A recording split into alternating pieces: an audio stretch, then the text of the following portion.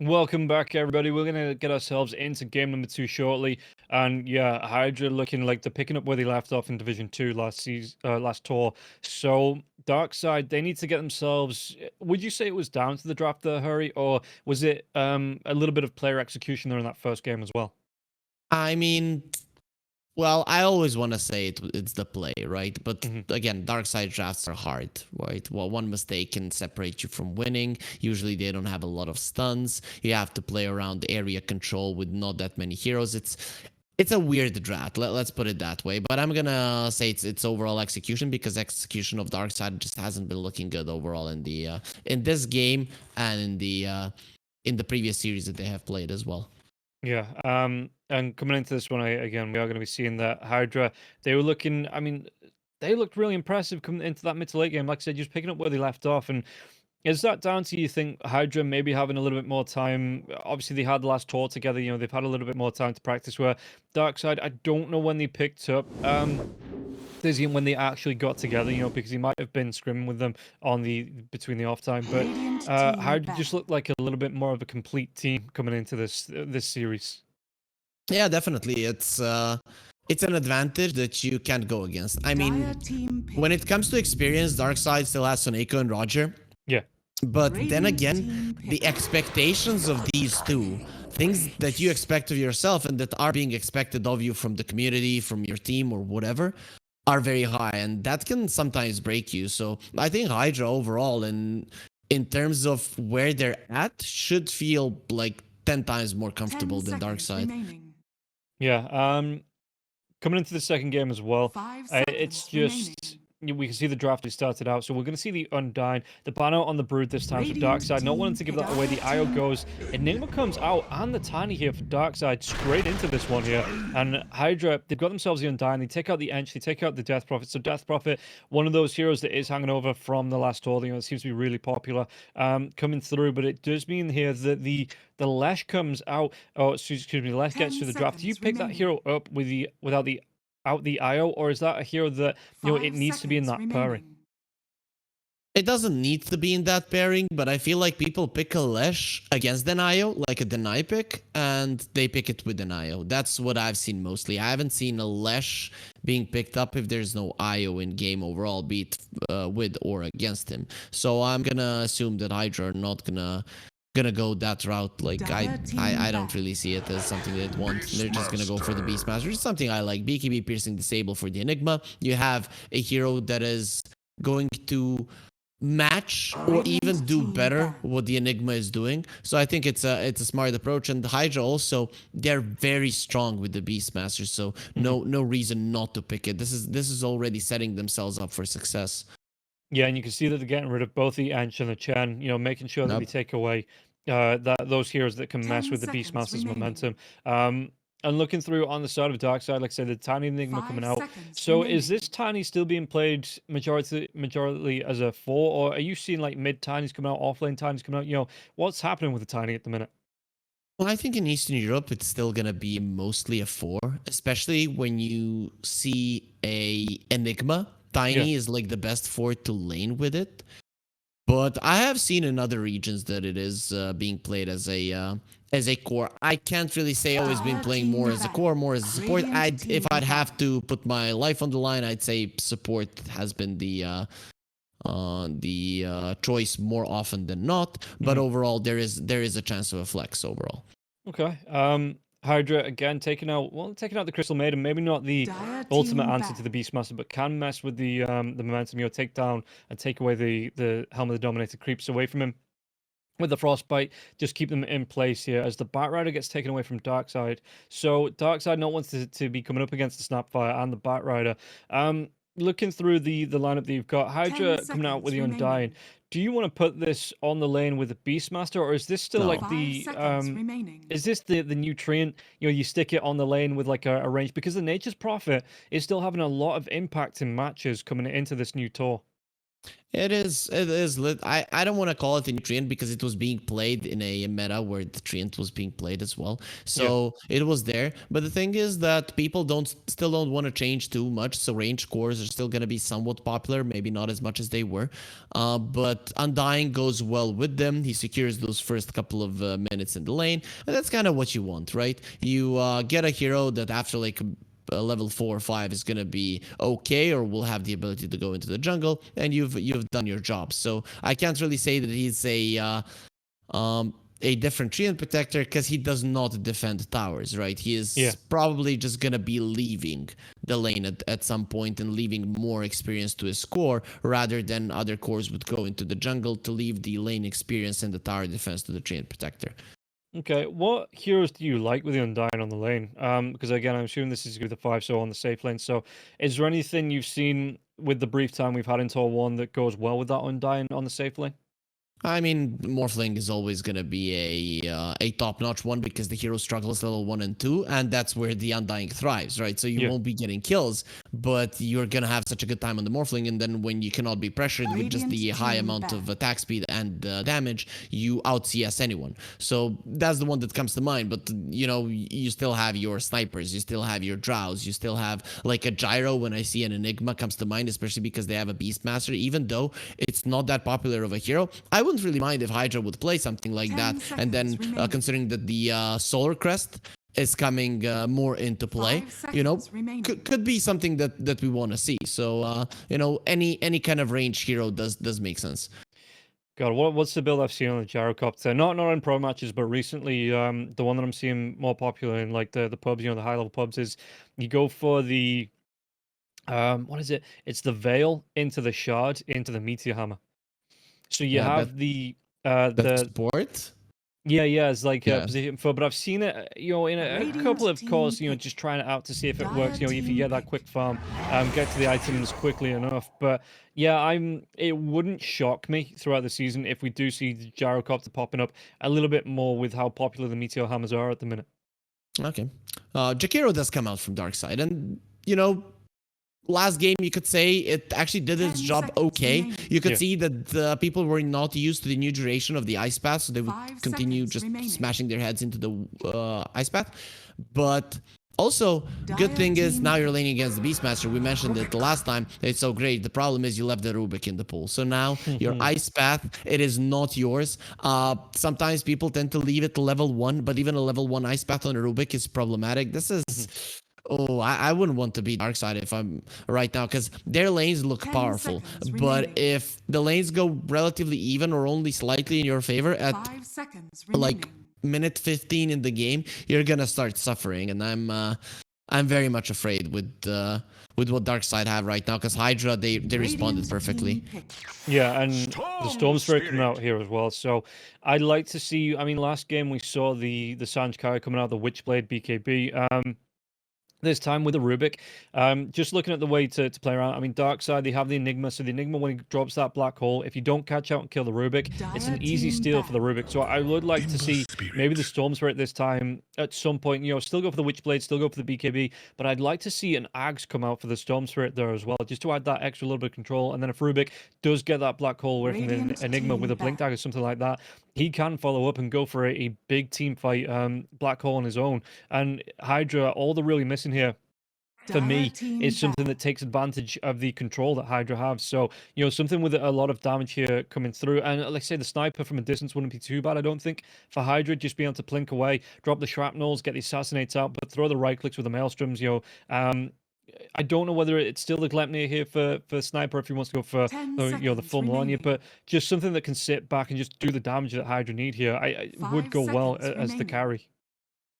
Overall, Storm is always going to go for an Axe at some point in the game, right? But you need a Witchblade, BKB, Falcon Blade, maybe even a Shard. The last game, Storm got it from Roche. Then you're going to buy the Axe at some point. So you are going to have that. But again, Darkside now, they pick an Ember into a Storm. You know, Ember, Void Spirit, they lane okay against the Storm, but they still lose. That's the thing. And this time around, you have a Tiny, but I think that HYDRA are gonna be more careful about actually looking at Tiny and his rotations, how he's coming to the mid lane, and it's a little bit harder to rotate from the Radiant off lane than it is from the Dire off lane to kill someone on the mid lane. So the Storm is gonna be having a better time than in the previous game, and you have slightly better catch, but that doesn't mean that if he has a good time that you're gonna be able to do it. So HYDRA again having a pretty decent lineup. Yeah, and you see the Darkside take out both the Sniper and the Shadow Fiend. So those two heroes I was talking about that like to sit back, you know, away from and just right-click in. It's gonna still be the Lina. And okay, she did get a bit of a nerf. I say a bit of a nerf. She got a whole lot of a nerf, but it slows down her farming time. It slows down the impact, you know, building up to it. But maybe, you know, the build might change for the Lina a little bit. That 10 seconds you go for the Melania instead of the Glepnir here because you have a lot of control. Maybe get yourself an AC somewhere in there. You know, I don't know if the Beastmaster wants to get that quickly just to miss up. I mean, the Lina is still really powerful. It's just that the build-up time takes a little bit longer here for the Lina to get online. People are not used to it. That's the problem. So you're gonna be going a little bit overly aggressive when you shouldn't. Your team is maybe gonna make a play to create space when they shouldn't, where you need maybe 5 minutes and they think that you need 2, or they feel like you need 2. So those kind of things are gonna be problematic. Lina still should be solid, right? But risky pick from HYDRA. I do think that it can work. No reason for it not to. And Sniper and the SF definitely would have been better. But I think that the Drow would have been better as well, because Darkside don't have a lot of jumpers and Ember Spirit does do badly against the Silence. But still, they decide to go for Lina, which I think is fine. It does work well with their lineup.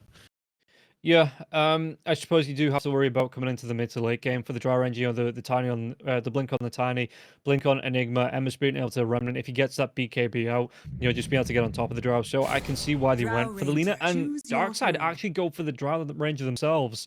And okay, because I mean, I'm still expecting a Blink on the Rubik, being able to close the gap with a Storm Spirit as well. Maybe the Beastmaster at some point gets that Blink with the Roar coming out at range as well. It's an interesting one to go for this Drow Ranger, but I get the idea up against the Lina. You have the Shard. Maybe at some point you get a Skadi. Maybe there's a the Shiva's Guard that comes out for the Enigma at some point. So being able to deal with, if that Lina does go for that Satanic build, being able to deal with the regen that comes out for the Lina. And obviously the Drow Ranger has a little bit of a better build up now than the Lina, I think, because didn't really get too much of a heavy nerf, where the Lina obviously got hit pretty hard with that nerf back.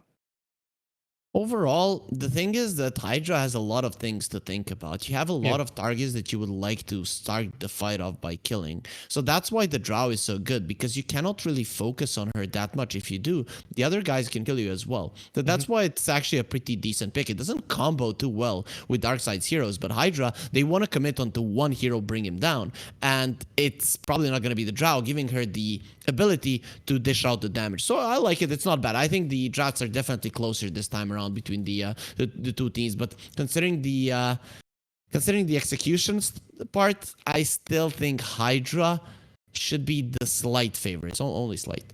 Okay. Well, we'll see how that's going to be coming into the game. Looking at it, yeah, HYDRA have that momentum as well. I am favoring the draft.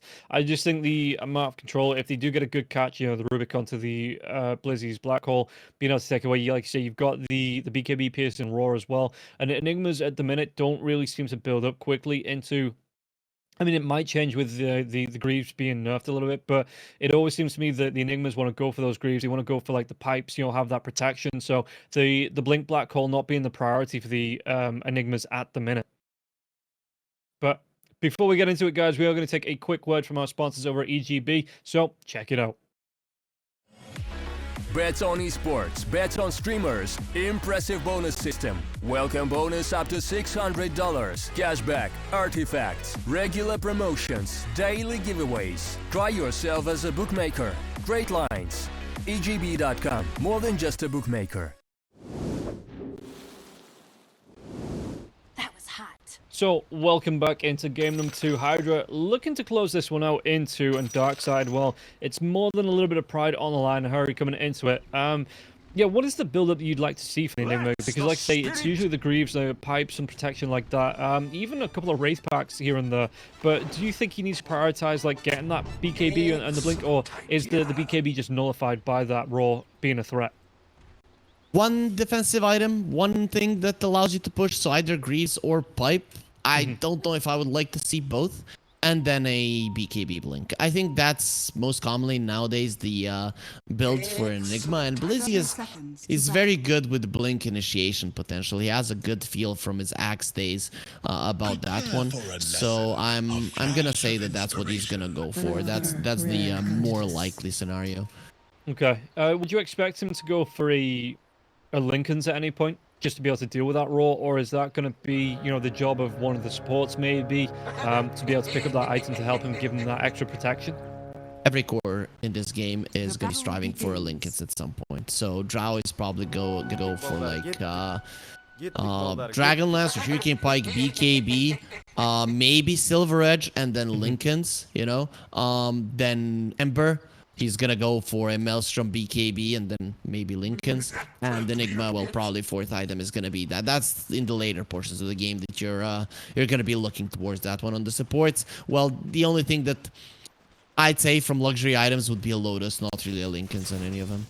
Yeah, and you can see on the screen, guys, the EGB odds. You can see that HYDRA is the favourites, not by a whole lot. You know, Darkside still keeping those close odds, but it does still show that HYDRA coming into this game, you know, we are looking at maybe they have that momentum, have that advantage, and yeah, EGB thinking the same thing as well. So HYDRA just a little bit ahead of Darkside on those EGB odds. Yeah, I mean, with the performance in the previous game, no reason not to be. And you know, some of those algorithms do work in a way that they are still favoring the Lina, even with her losing so many pops. And I think her win rate, they even dropped like 8% or something, which is insane. Yeah, from what I've seen around the Immortal games, Tinker is the new king of pubs. I don't know how I feel about that because, you know, I have my issues with Tinker anyway. I'm not a big fan of the hero, more just because it takes, you know, in pub games, it takes so much coordination that you don't usually have, especially at my level. I'm hoping for, you know, Night Stalker bounties and Tinkers. It's annoying, but it's something that I used to like to play. So I'm hoping to see if any teams can utilize things like that, and I think there is some merits to it for sure. Yeah, mid lane, you can see that Rabel doing a whole lot of damage over to the Storm Spirit here. But Warwick, at what point does this lane start to turn into the Storm Spirit's advantage? Because you see, Ember Spirit's already got 2 points into the Flame Guard. Storm Spirit is always going to be slightly stronger in this lane, but the Ember Spirit always has ways to play around it. That's how it goes. Okay, well, I mean, Rabel taking the right-click damage coming through from Warwick here as well in this lane. He's just, even without mana, he was just making sure to get those right-clicks in. Rabel with the bottle, though, so he's going to be able to, with the 2 charges, just get something out of this lane. You'll get himself over. Maybe get an extra wave out of this. No, he just wants to go straight for the rune, it looks like.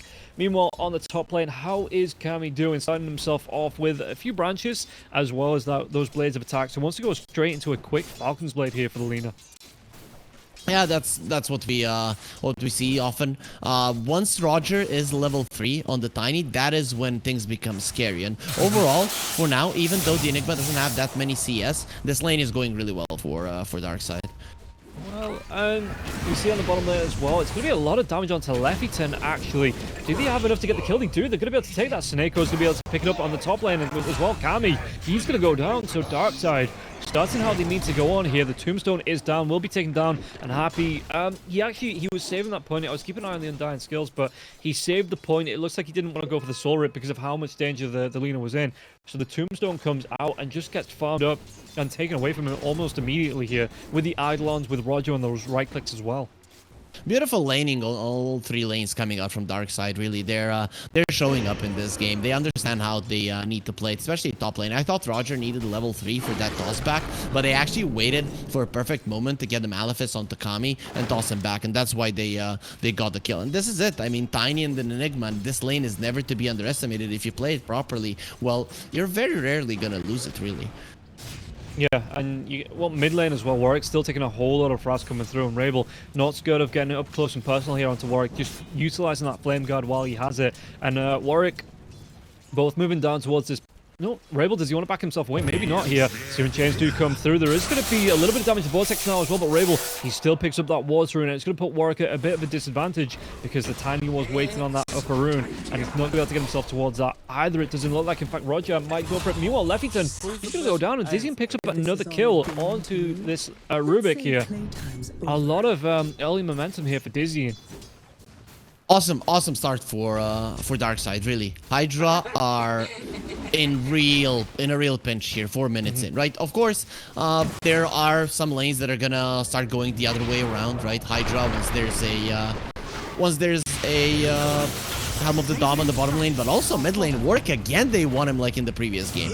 Yeah, if there's a Slider Fist to come out, Warwick, ooh, barely survives through that now as well. Rabel, he might still look for it though. Got those water runes. Roger not got any mana left, so they're looking for the pressure going on to him. Meanwhile, on the bottom lane, Cloud is going to be taking a whole lot of damage because they know the Rubik isn't there here. Yeah, and Cloud, he might go down in this bottom lane, but meanwhile in the mid lane, Rabel just keeps up his pressure. Dizzy and gets himself a 3rd kill. Well, actually, just 2 kills and an assist. Meanwhile in the mid lane, they're just going to the Vortex drag back here onto Rabel. Rabel though, can he get the kill onto left? Telekinesis comes out. Oh, they're too deep. Roger, yeah, he can't get himself underneath his tier 1 tower. He tries to go for the toss back, but even the rotation from Happy. And they do pick up 2 kills here, 3 overall. Oh my god, what did they just do, Darkside? This is insane that they overextended so much. Their lanes were doing so well. They could have just continued applying the pressure, but they're like, no, let's kill the Storm before he's level 6. And look at it. Twice in a row, 2 games in a row, they make the same mistake, though. At least in the previous game, they killed him once, and then they overextended. Now, they just overextended for no particular reason. So big mistake coming out from Darkside, and HYDRA capitalizes perfectly. Yeah, top lane, there is going to be the Avatars coming through. Kami taking a whole lot of damage, though. LSA will connect onto Roger. Even going to go for that Soul Rip. The Tombstone is down, so HYDRA are going to be able to get the chase down onto Blizzy. Can they get the kill onto Roger now as well? Roger trying to run himself away, but the zombies are chasing. He won his brains, but I don't know if Rock has any brains. Still going to be able to get the kill. Happy picking himself up a double kill here in this lane. Oh, this is just overextension after overextension. Only the bottom lane now, and Darkside, even there, they're trying to apply pressure. This is the part of the game with Darkside when you do so well in lanes that you just want to posture aggressively, and the enemies are afraid of coming close. If they come close, you kill them. But what they're trying to do is they're trying to capitalize on their start by just getting so many kills, and it backfired a couple of times now. I mean, the Ice Path's going to come out. Leffington's in trouble here. Is there going to be any follow-up? He's got the stick charges, so Seneko turns around with the Fade Bolt, just trying to delay the damage coming through here from the Jakiro. And the Drow Ranger wasn't close to get the kill onto him with that multi-shot. So it will be Leffington living for a little bit longer. Out of regen, though, here, this Rubik. As Warwick just looking for those runes, looking for the extra charges, and looking for the stacks as well. Under vision, though. So Darkside are going to know this is happening here. The stacks into the remnants. And Warwick, how long is he going to hang around and try and do this? Looks like he's going to be fine. No contest coming through from the side of Darkside. Speaking about contest, the Avalanche, the toss. Abdurrah trying to do what he can with the Soul Rip, but with those Eidolons, zombies not going to be able to keep him alive. And Kami only level 5 here, so no Laguna Blade to come out from the Lina just yet. Yeah, we can see that the Lina is much weaker than the hero was. The Lina before this change, I mean, would have been ripping apart that Tiny every single time. Now it just takes a little bit longer to dish out the damage, but I'm liking that Kami, he is being conservative.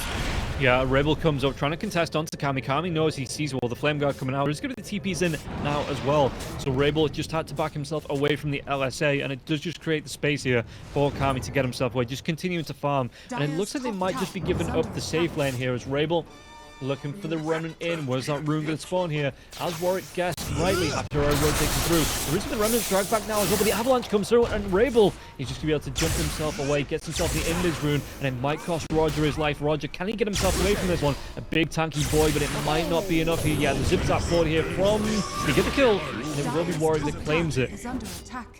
I really like the usage of the Seeds of Serenity there. HYDRA just standing their ground. That's a lot of HP regen for a start to the game. So the Ember, he can't really go forward. So I really like that one. It did take him a long time to finish off Roger, but once they did, the response from Darkside, they just don't have it. No, and you can see it, bottom lane, how's Dizzy doing here, top of the net worth, in terms of last hits, top there as well. Rabel gets a kill onto Leffington in the river. Not a massive deal though, Warwick. You know, early warning system for him. They know where the Ember Spirit was, so he was able to, you know, comfortable to come up and find some farm. With the Jakiro being missing there as well, you can see that Warwick was just playing it safe as Kami just continues to find the farm unpressured here, even with that ward being down. Kami's just playing it close. Still pretty good for Darkside. Even with their overextensions, they're making the laning stage be long, and that's what you want with the Drow lineup. Yeah. They're chasing down on Cloud in the bottom lane, you know, speaking of the Drow, and they're gonna get him once again. Given the kill over, in fact, it's Seneko that takes it this time. Lefferton wasn't able to get there in time to help protect him, but, I mean, like you say, with the damage being done, there wasn't a whole lot they could do. Happy on the top lane, though. Tombstone's going to be dropped. There's going to be 3 heroes around this. Warwick with a jump in. They get the drive back with the Vortex. The Remnant's coming out now as well, but there is going to be that Flame Remnant, and Rabel going to be able to jump himself away to that, get himself out safe. The zombies, not fast enough to chase.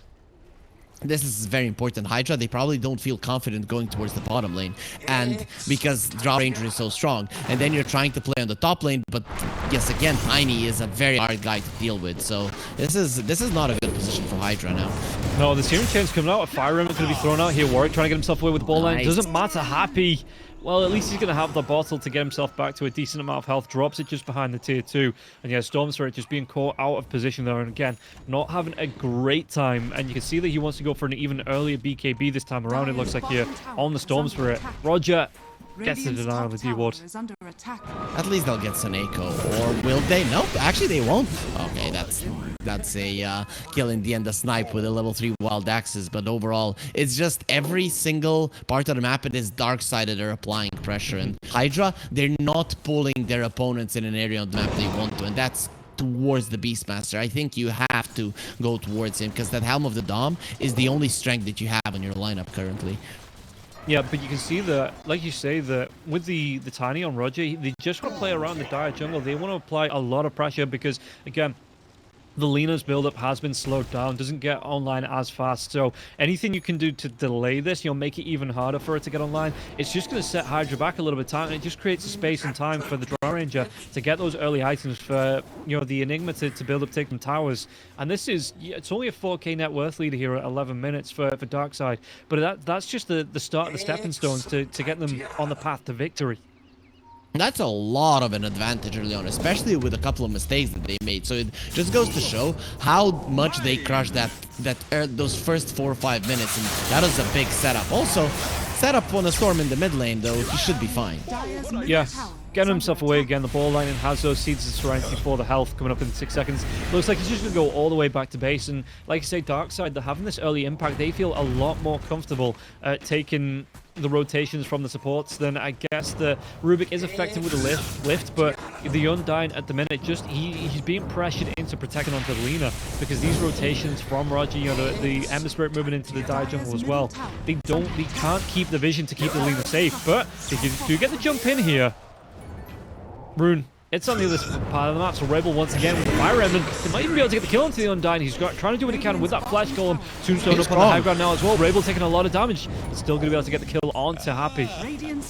Not strong enough, I guess. They're doing their best to defend this tower, but they're just not together. And at least the best thing that they can do is they can trade the bottom lane, and Cloud is already on it. Yeah, and the tier 1 tower in the mid lane is going to go down. Dizzy will pick it up.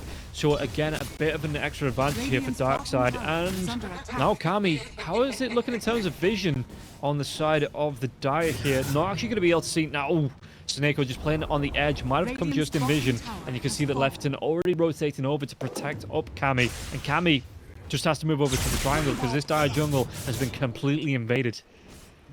Yeah, HYDRA are gonna have to find a way to get Lina involved. Considering that you need a little bit more time to be strong with this hero, he's already going for that BKB. He needs to be involved. His team, if you look at it right now, it's even worse than in the previous game. Yeah. They're gonna be lacking on the damage department. It is good that the Rubik has a dual breath because that's gonna help, but overall, killing heroes is gonna be very, very tough, especially a mobile hero like the Ember. Yeah, and the amount of times that the Ember Spirit contested into the Dire jungle and then immediately moved in to help get the kill onto the Storm Spirit in the middle. Like I say, Rabel, 4-1-1, you know, he's picking up the kills, getting himself towards the Maelstrom here as well. So he is going to be able to pick that up soon. About 400 gold away here for Rabel. And that's just going to make it even easier to find the harass out once that does come out. And yeah, Seneko not slowing down. Like I say, the setup. We saw it in the last tour, that the Ember Spirit was combining with the Marana for the Searing Chains into the Arrow, and it looks like here in this match, you know, the Power Spike with the Searing Chains into the Ice Path, they've picked up so many kills already with this combination. For sure, and now he's gonna start to skill up the ice path a little bit higher. So we'll see if the Ruby can get his hands on that one. If he can, then that could be a way for HYDRA to do something more, because then you can bring in the Lina. Yeah, and look at this. Again, Rabel just coming in, trying to take the stacks away from Kami. And Kami can't contest into it because he knows, well, I mean, Cloud now onto the tier 2 tower in the bottom lane. He is putting pressure on. Has that Helm of the Dominator not too far away from the Helm of the Overlord. Going into, looks like the BKB next. So they are applying pressure to this tier 2 tower. But do you think this is time now for the Beastmaster? Does he have to start getting involved with these team fights that are going on? No, it's for HYDRA, it's control areas, farm as much as you can, dodge Darkside by giving away your support's life. Exactly what you did. Yeah, he's going to walk straight into this left, he does, but he's going to get the information to see 2 or 3 heroes around this, maybe even all 5 if he was paying attention to see where Darkside are hanging around. Roger is still smoked with the Blink Dagger reveal, so they could kill Cloud, but I think he's still going to be keeping himself somewhat in a safe position. We'll see if this is safe enough. Doesn't look like it. No, it's a toss back now as well. The Macropie does get dropped, and it's going to be right on top. The Roar comes through now as well, but Jakiro Cloud are going to have way too much damage, and Suneko will be able to pick it up, even stunned up, because of that Macropie damage. Midnight Pulse Macropire. Yeah, you're not coming out of that one alive. It's just way too much. So, yeah, he got a bit greedy. Even though Lefton gave his life and kind of knew what the Darkside wanted to do, at those kind of points, you just move back to the tower. But he got a bit greedy. He thought he could go for that camp. And usually that's a death camp for carries. Now it's going to be for an offlaner. Yeah, and you can see that, again, Dizzyin's comfortable to go back into the jungle. I mean, Kami Haptoraria. Haptoraria's just playing that full-time bodyguard, it looks like, to the Lina at the minute, because, like you say, Roger, or does he want to try and come in? That Blink's going to be on cooldown. LSA comes through now as well. But Kami, does he have the right-click damage? Moves himself away from the ice path, but still going to be stunned by the avalanche. And Roger, does he get himself away the Force Staff? It might be enough to keep him alive. And yeah, Roger, he's going to be able to survive through this now as well. And now the jump in from the Ember Spirit onto Kami. Kami, though, with the LSA, didn't have the damage. And Black Hole comes out. They're going to have the control, the Drow rotation over as well. He was in the triangle, so not too far of a hike for him to get himself over. They get themselves 2 kills, only give up Suneko, and it's going to be Leffington that picks that one up, not even Kami on the core. So even further behind now, Kami is going to drop.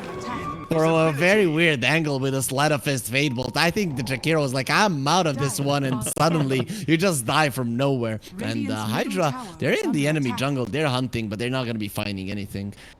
No, and that was actually the Force Staff, because, yeah, the Drow Ranger has the full Hurricane Pack, has that shard now as well on the Drow, so Darkside are hitting all of these timings for the Drow Ranger, and you can see that in the last game, the Alchemist tried to get involved, but wasn't having the impact. Every time the Drow Ranger comes into a fight, it seems like there's a kill going Darkside's way. Yep, he has been doing a good job. I have to say, Dizzying, even though he hasn't been impressive on his performances, he has cool ideas of how he wants to play the carry, right? And with these kind of approaches, I'm gonna say he has a lot of potential, right? He's still making a ton of mistakes, but when you get the little things down, he is gonna be looking strong in the future, probably. Yeah, and we'll see what he can do with that. I mean, again, maybe it was just a bit of a false start coming off the Darkside in the, you know, more themselves up in the first series and then in this first game as well. Took them a little bit of time. They were trying to continue with the Alchemist, but Jump comes in. Vortex try back here onto Roger now as well. The Macropie is going to be down, and Cloud's fighting inside of it as well. And the Sleight of Fist coming out, they're going to be able to get the kill onto the Beastmaster. And Ember Spirit, he will fall after the fact as Warwick dives himself in and gets that kill. But he's still trying to have, I suppose it's actually a better one there for HYDRA, taking down the mid lane and Roger just for Cloud. And he's even throwing out the Roar. So, I mean, after the Roar, what really is the use of the Beastmaster in those fights? Overall, though, I mean, that was a really nice fight for HYDRA. They got the Emperor down. He did give them a solid chunk of gold. And that is just a surprise for their side, because they saw the Beastmaster like, yeah, they must be farming, because why would he be here, right? Why is he on the bottom lane? Let's just kill him. He's probably transitioning to somewhere, and they jump. But the entirety of HYDRA was in the vicinity. So they take down 2 heroes, they take down Vision, and now it is HYDRA that have better vision around the map. And considering that you have a Beastmaster, that is just going to continue. So this lead the Darkside have, they're gonna need to start pushing it a little bit harder in the near future. Yeah, and that's the full BKB for the Lena now as well, so it's going to be even harder to get the pick off. Well, it's going to be at least harder because it doesn't seem to have been that hard to find her out and get a quick fix. Force her away. Speaking about force her away, Ember Spirit scouts out, Searing Chain Slider Pit comes out. Meanwhile, that's going on. The Roche has been started and it's about halfway through. So with the Ember Spirit being active on the map, with Suneko being active on the map as well, I don't know if HYDRA even have an idea that this is going on. I think they know, but they just want to get the trade. They do have good vision on the top part of the map, so they're just trying to get something else before the Roche falls. If they would get this tier 2, it would be an okay trade, but the question is, will you really be able to? I mean, they have the Thunderhide coming in now as well onto this tower. Throws the aggro coming out as well from the Frenzy, I think, onto the Lina. Yeah, it is going to be there on the Lina. So, extra build-up here for Kami, and they are going to be able to take that tier 2 tower on the bottom lane. So, good objective to get out, trading it for that Roche. And like you've always said, that first Roche, it's nice, but it isn't the objective that everybody really wants. Yeah, but it's still pretty solid because Darkside now with the first Roche, they can be looking towards tier 2s. And you can see just how desperate they are to get towards that tower, how much they want these towers to fall. But with the bottom lane being open so much, look at HYDRA. This is such a cool move because someone will respawn, and if it's a one hero, the hero could die. Yeah, you can see that. Well, I mean, on the screen, you can't actually see because of the smoke invis. Cloud still throwing out those axes. So it looks like Darkside maybe might have read this and don't want to overcommit, don't want to actually commit. And just going to put pressure onto the tier 2. And HYDRA, they do back themselves away. The Ember Spirit does TP himself back to help defend. It has a double damage in there as well. But yeah, HYDRA, they're smoked up. They're looking for another gank. It looks like, yeah, fresh smoke coming out. And it's only going to be the Beastmaster that's not smoked. So we'll see here if HYDRA can find any pickups with this. Very nice non-panic response coming out from Darkside. They wait to see. They're staying in the mid lane. Know if they're positioned well, they're not going to be in any kind of trouble. And they just played safe. Yeah, well, Roger, he might be caught out now as well. Telekinesis into the LSA, into the Vortex Strike, but on the back lines, Ember Spirit is going to be here now as well, but the roar comes through. Even with this double damage, he's going to be taking a lot of damage in Laguna Blade and Kami. He does get the kill onto the Ember, and now they can chase out. The Macropire was dropped, but again, no anchor point with those Searing Chains being down, the Ice Path not being thrown out. And they get a really nice kill onto two heroes of Darkside, and Darkside even forcing out the buyback from Roger. Oh man, Darkside are gonna hate that region. I have to say, Roger though, he saw them and he wasn't blinking. You're up against the Rubik, my friend. He's gonna lift you up and you're not gonna get a chance. The second you see the Rubik, you blink out. There's no doubt about it, especially with your teammates not being that close. So him staying there for a little bit longer, baiting in the Ember, and in the end, Darkside, there was nothing he could do. Even with HYDRA expending a lot of mana on the Storm, I really like that Warwick immediately TP to the base. He knows enemies might want to re-engage, so I have to be ready. And then if you decide to go for that one, well, Warwick will be coming back with all of his resources and crushing you. Yeah, and that's still, I mean, Lena still has that fresh BKB out. Didn't use it for, well, I think the last 5 minutes that she's had it. Been no real pressure after she got it as well, because they did stick to that bottom part of the map. And yeah, like I said, I mean, the damage coming through here, I'm surprised that Roger didn't go for that blink, but there is going to be a smoke coming out from the side of Darkside, so they are looking for something. They want to try and find something, but HYDRA have just played it really sensible. Even though they were taking pressure, they were losing kills and getting picked off. It seems like they just stuck to the game plan, protected out the Lina, you know, tried to minimize the deaths on the Lina and the items on the hero, and all of a sudden they are ready. They're gonna maybe lose left 10. The toss comes back onto Dizzian, and Dizzian, it's a lot of damage onto the Rubik. No way to survive through this, but again, it's finding the information of where Darkside are, and you know, Kami's on the other side of the map, finding the farm, getting close to the Gleipnir now as well. Only about 160 gold away for the Gleipnir here for Kami, so they are gonna lose another tier 2. It looks like if Dizzian carries on, fortification will be used as well. But you know, HYDRA, they're just playing around this. They do give something up, but they get something back in return. It seems like on every single trade. Really greedy from Leffet, and he had a macro pyre stolen. He could have held that hour a little bit longer, but he showed himself with the Fade Bolt, right? Oh, I don't want to use it. Oh, I don't need to use it. And Darkside were ready for it. They weren't even looking for a big kill. They were just looking for that tower. The kill was just a bonus. Oh, they get the silencer here onto the Storm. The Storm, he's got that BKB build-up, didn't have the recipe. In fact, I think it might have been... Yep, on the courier. Oh, that is rough. A few seconds later, he survived through that. Oh, No. Actually, no. He needs a little bit more gold. I thought it was his career flying out, but no, it was the Lena's career flying out there, and it. So he still needs 1,000 gold, but it's a big deal, right? Every single time that you die before you get your BKB, it's a problem. It kind of comes back to it. Imagine how much Darkside we're putting into killing the Storm before he gets level 6. Well, the next big timing after that level 6 that he is still very vulnerable is before he gets the BKB, and if you're delaying it, you're gonna be very happy. Yeah, and while this is going on though, again, Lena just continues to find the farm. Hazak letting her up, going towards the shadow, the silver edge even.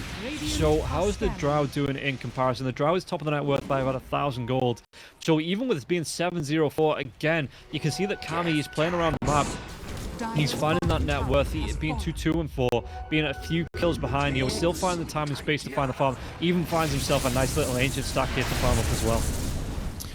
Kami is doing well, but the Drow is doing better. And the reason why Lena was so powerful, before the changes is because she farmed immensely fast. And now the Drow has more than you, meaning that Darkside still should be feeling like they're in a better spot. Of course, those BKB piercing disables and the ability to steal the black hole, the Rubik in general, is a big problem for Darkside looking forward. But overall, Darkside currently should be feeling really, really well. And they are starting to build up on some Lincoln spheres, mainly now on the Drow Ranger at first. So that is something that is preparing you for the later portions of the game. Oh, they're going to try and get the toss back. The telekinesis comes out now as Roger, but that's going to be the BKB for Cloud. Cloud, once that wears off, has to be careful. It's just running themselves away. Yeah, they're not over-committing here on the side of HYDRA. Just back themselves out if those TPs come in.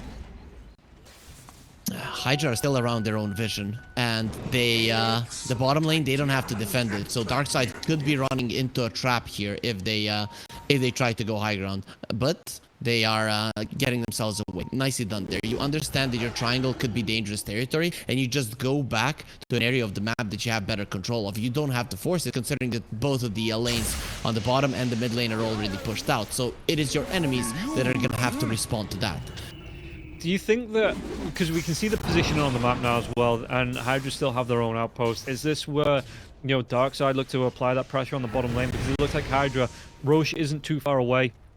Well, he could be another 3 minutes after the timer, but is this where you think that HYDRA, they jump in, they might actually be able to get themselves onto this Rubik? The Rubik's going to go down. But yeah, to HYDRA, is this where they just posture around this top part, the Radiant Triangle, the dire jungle, to look to control the area around the Roche pit? Both of the teams are going to be going around the Roche right now in different ways. HYDRA, if they feel like they're weaker, they're going to try split pushing. Then they're going to be met with split pushing. Overall, Darkside having an advantage. Positioning-wise and strength-wise at this moment. But that doesn't mean that you cannot be slightly slower than your opponent and still not get the engage in a fight that you were hoping for. Okay. Well, we see the side of HYDRA, they take that tier 2 tower top. That was a really nice one for Darkside to be able to TP into to get themselves close. If they die, if they need to re-engage, buyback, re-engage around that Roche pit. But yeah, just the push in, Kami sitting back, protecting, and just giving Cloud a little bit of backup here. So it looks like they might even be able to get the jump here at Darkside. Did they get it in? They are going to be able to Storm Spirit though to get that BKB off. Trying to get himself away with the ball line, but that's going to be his BKB down now for the next 90 seconds. That's a really nice time to get on Warwick, even though he gets out alive, forcing out that BKB. Big objective from Darkside. Yep, but half of the tower on the top lane is gone, so that is a big thing for sure. Darkside, they need to get some kills, and they're going for him. Oh, Rabel though, LSA's not going to connect. They want to try and go onto this. There's going to be the TPs in now as well, so Rabel just has to run himself away. Cloud doesn't have that Blink Dagger, can't close the gap and get the roar off onto the Ember Spirit. No Drow here. They're gonna have to wait for him, and you can see that Zing is running over because they expect HYDRA to go forward, but they have seen Drow Ranger in the top lane and then she disappeared. They are well aware that she's coming for him. Yeah, and they can just, like you say, they just play away, they just disengage, they can play on their own time. The Storm Spirit actually is going to be able to get the dive in. Did they get the kill? The LSA comes through. Laguna Blade gets thrown out, and Kami takes down Blizzy for the next 43 seconds. And the thing is that this top lane is going to continue pushing in. The Beastmaster still has his creeps, and there's a good chance he sends them in. You're going to have to send someone from Darkside to defend that one. And HYDRA, they've been moving around the map quite nicely, and they smoke up right now. They expect someone to TP top, which means you're going to be in a 5 versus 3 scenario. Yeah, Seneko, he does TP back because, like you say, the pressure coming through Rubik, he was able to steal the Eidolons, that demonic conversion, so didn't even need to risk the Beastmaster's creeps. He just puts the pressure on himself. And like you say, that that smoke coming through. Who are they going to be able to find? The Rabel's going to go for the TP away. Dizzying, though, still in the trees. Do they have the vision? Because he's hanging around. He's so far forward as well. If he had any Tinker Wars on the side of these cliffs as well, Dizzying, he'd be a prime target to jump into. Doesn't have that BKB. Would be relying on the Shadow Blade to get himself out safe. And that's what he's going to do. Shadow Blade into the TP away.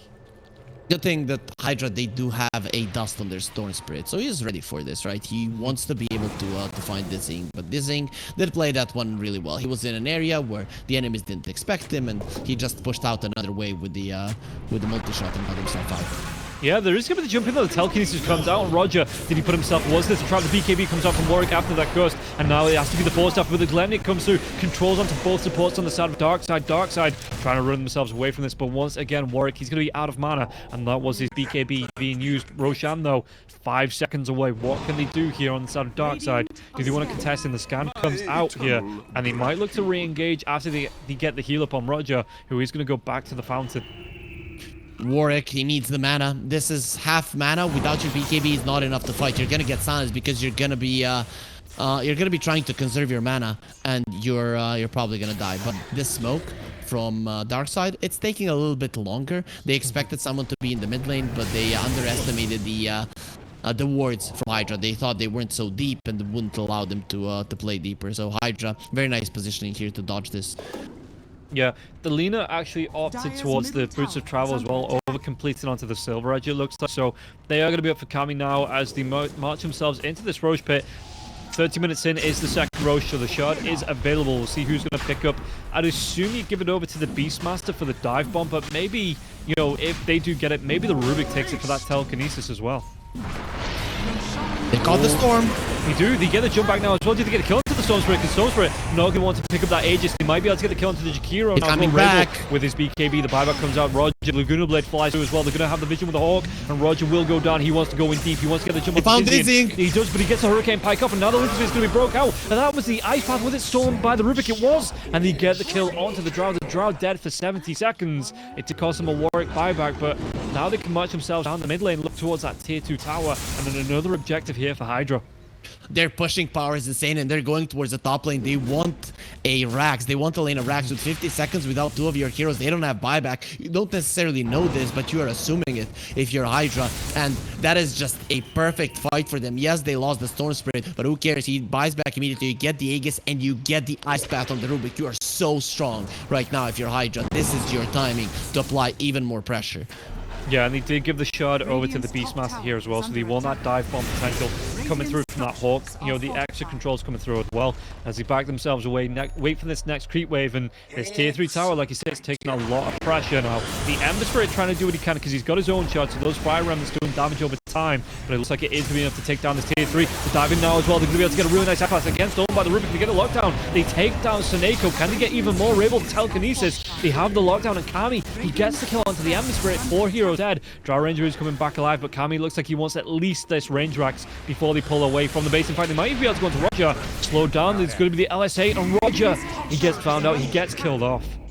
Freaking Ice Path, man. It's just impossible to play against. You're throwing at global range, literally, and you're just not expecting it. It flies out, you're frozen, and the follow-up stuns, they're so good. HYDRA there. The reason why he got that Ice Path, though, is because Warwick pulled the Jakiro during the Force Staff, right? So he didn't go too far. Then the Ember jumped in to save him a little bit, to just try to create some space, and it ended up being a disaster. The thing is, Jakiro needed a couple of more seconds for the Macro Pyre, and that's why he was so close. He wanted to throw it out immediately just to save his base, but it ended up hurting them so much.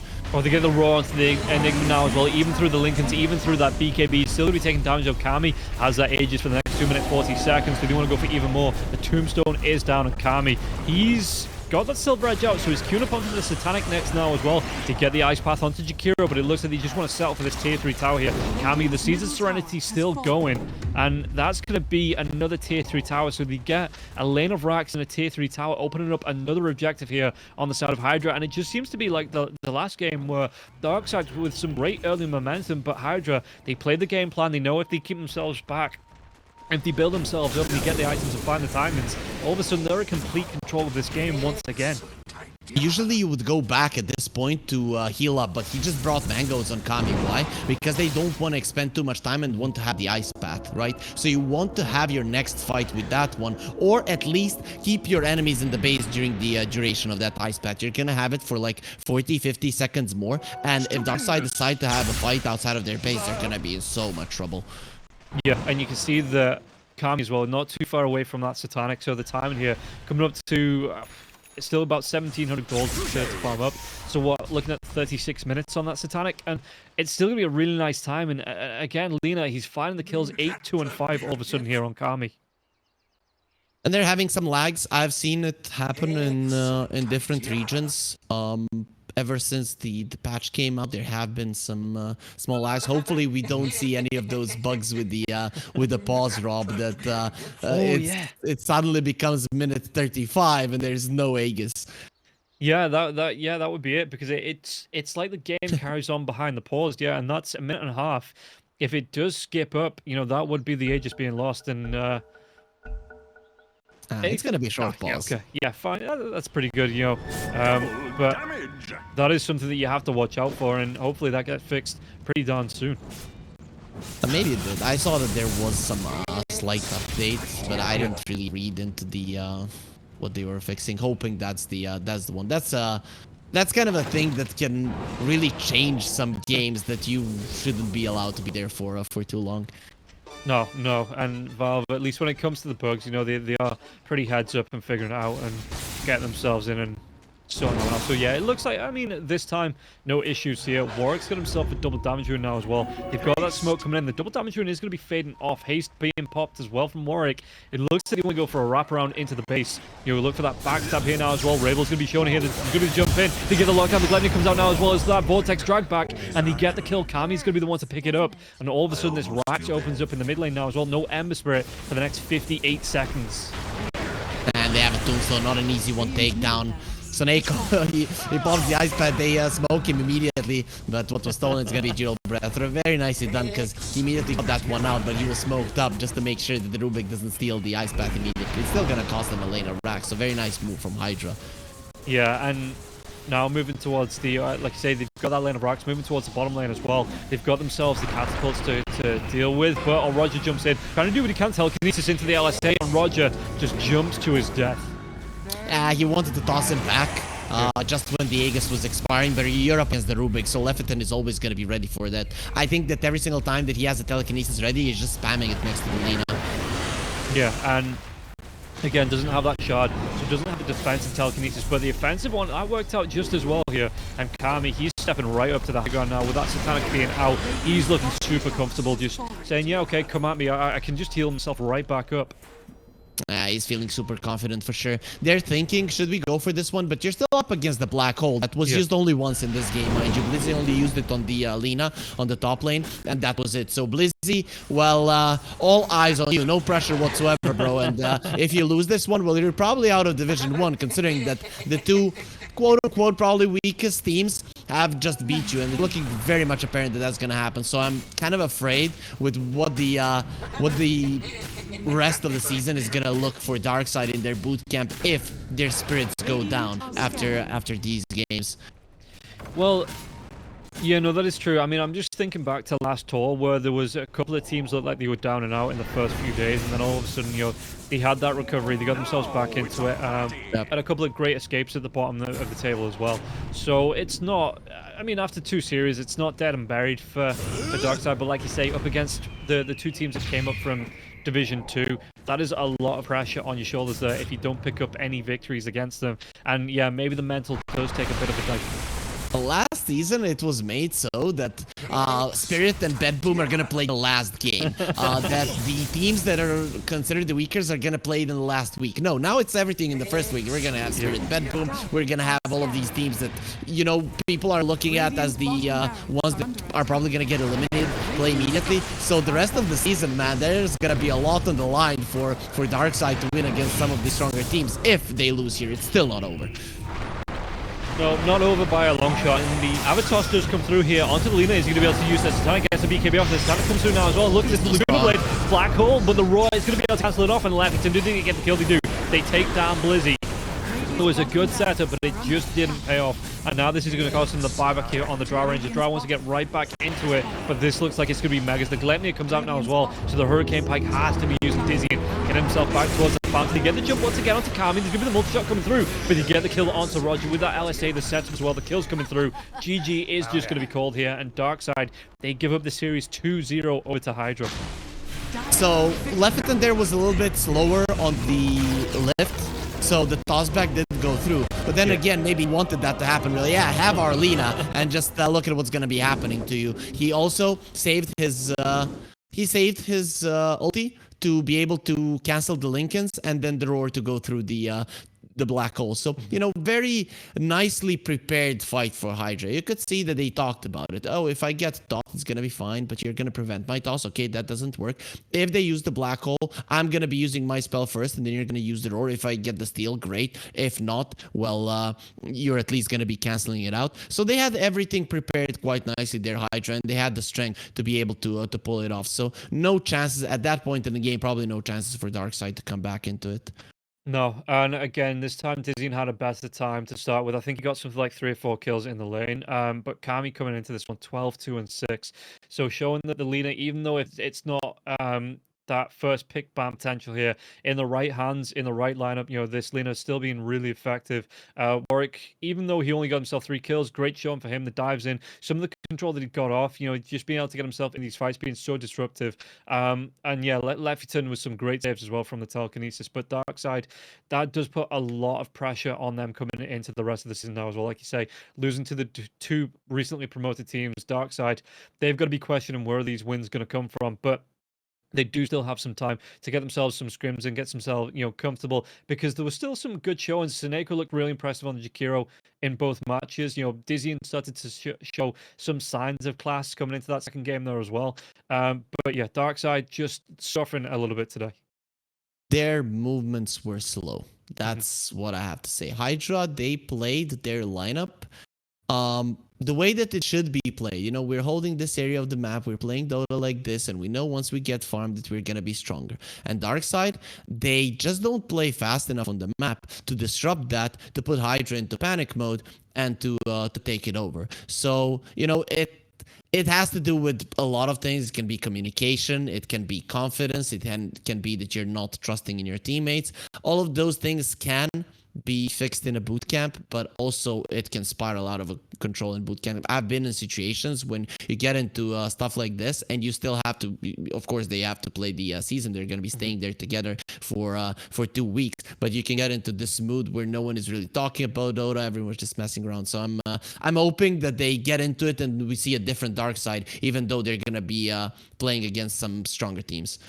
Yeah, and hopefully, like you say, they do get themselves together, because there is still plenty of time left to find that recovery. The issue as well that you're looking at teams like One Move and Virtus Pro. Last tour, they looked really strong, and you've got Hellraiser's Team Spirit and Batboom that are potentially, you know, predicted by everyone to be sitting at the top of the table. So Darkside, they do need to pull some wins out of the bag here. But for now, that is going to be the first series. We do have a second series coming up. It is going to be Batboom versus Na'Vi in the second series. But first, guys, we're going to be taking a break. We'll see you for the second series after this.